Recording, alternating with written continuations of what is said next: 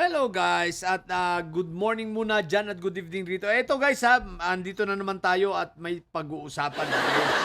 So kakatapos lang namin magkwentuhan ng ating puting kabayo at nagkaroon kami ng mga palitan at ng mga nagkaroon kami ng kaunting mga discussions at mga natanong ko ang mga bagay-bagay sa mga nangyayari sa atin dyan sa Pilipinas. Sapagkat may mga krimen na parang sunod-sunod at parang may mga pattern. Okay, so ito ay natanong ko at ito ang kanyang nasabi guys ha. Okay, ayon sa ating puting kabayo, ganito. Makinig ka,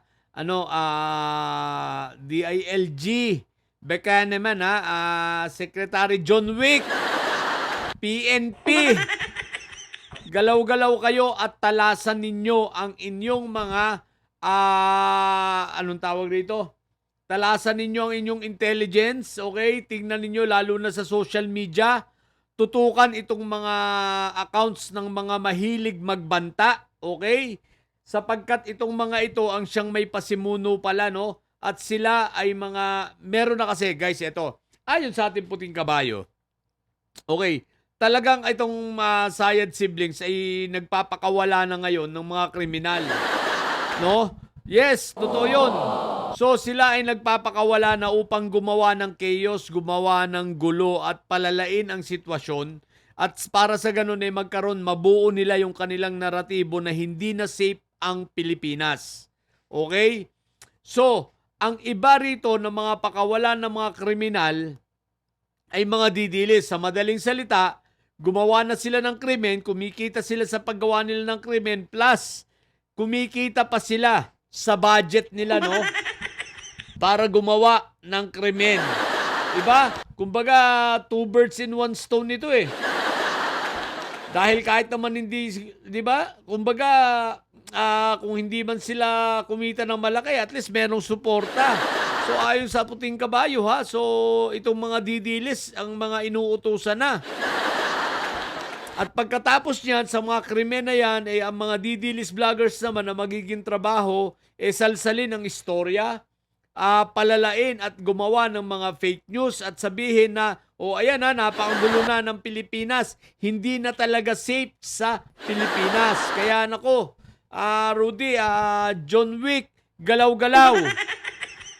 So ngayon, itong pagkamatay ni Mima Alicia, ito ay pangalawa na. Yung kay hindi na solve walang hindi namin alam kung anong balita sa kaso ni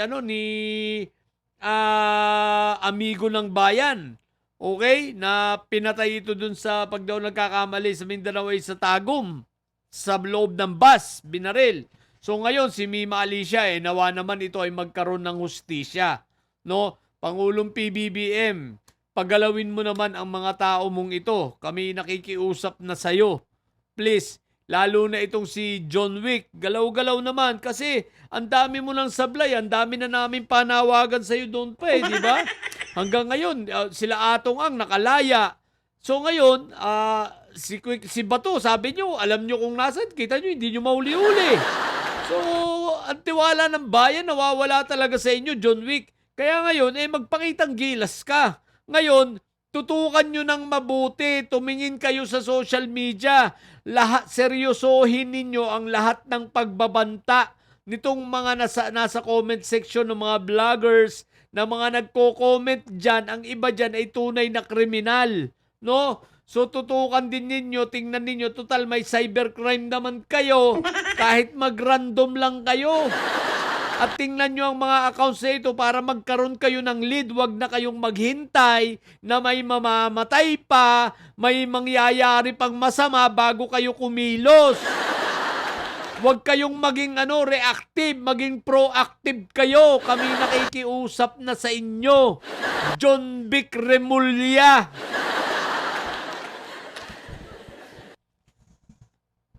Maging proactive naman kayo at hindi kayo reactive, no? Ang dami yung mga pulis dyan. Tingnan ninyo sa yung mga social media, ang dami dyan nagbabanta. Then, i-verify nyo kung meron bang kakayanan ng mga ito o wala, sapagkat ang marami rito ay may kakayanan talaga at ang marami rito ay binabayaran. Di ba? Mga bayaran na kaya para guluhin ang Pilipinas. Kaya yung intelligence ninyo, pagganahin nyo naman. Ang laki ng intelligence fund nyo sa sa PNP, pagganahin nyo naman. No? Para naman hindi mapahiya ang Pangulo. Ang Pangulo, panay ang trabaho, lahat ginagawa. Anong klase kayo bilang sekretary? Ikaw, John Vic Remulla, bilang sekretary, anong ginagawa mo? Puro kayabang, puro kaporma. Di ba? Abay, galaw-galaw. Hindi sapat na nahuli mo si Marco Taya, sumuko eh. Hindi pala sumuko, pumunta kasi na ano siya, katangahan niya, pumunta sa Sandigan Bay dahil may hearing siya. Yung iba naman, mga sumuko, hindi mo naman inaresto. John Vic Remulla, PNP Nartates, galaw-galaw please. Sabi ko nga sa inyo, pagganahin na ninyo mga intelligence ninyo, doon kayo pumunta sa pagganahin ninyo ang mga cyber crime investigators ninyo. 'Di ba? Pagganahin ninyo mga intelligence ninyo sa bawat mga purok, barangay, dami diyang alpa eh. Pagganahin nyo ang alpa ninyo.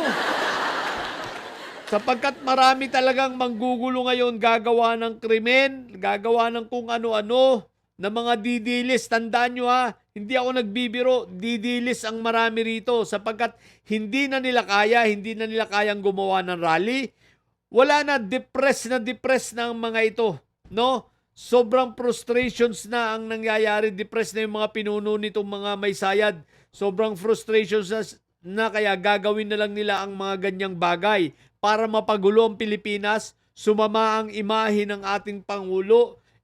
Please, kaya kayo nandyan, Secretary John Vic, General Nartates, bilang ako ay isang taxpayer at taong bayan, o sabihin naman ninyo, hindi ako nagtatax dahil nasa ibang bansa ako, nagbubuwis pa rin po ako sa mga amilya ng lupa namin dyan at kondo dyan sa Pilipinas. So, taxpayer pa rin ako.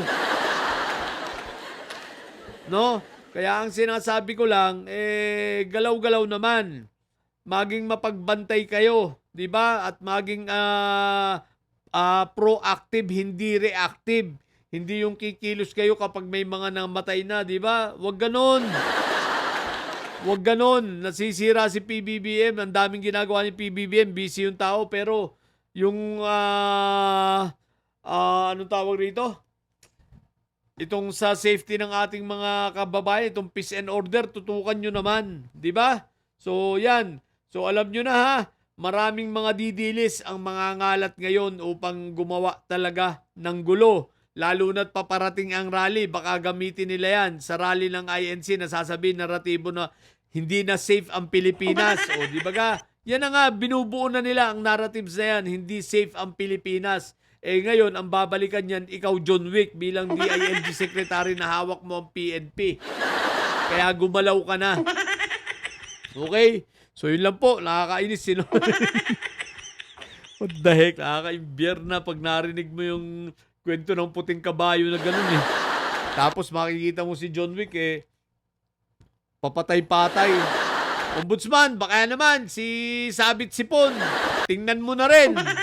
Tagal na yan. Diba? Yun lang.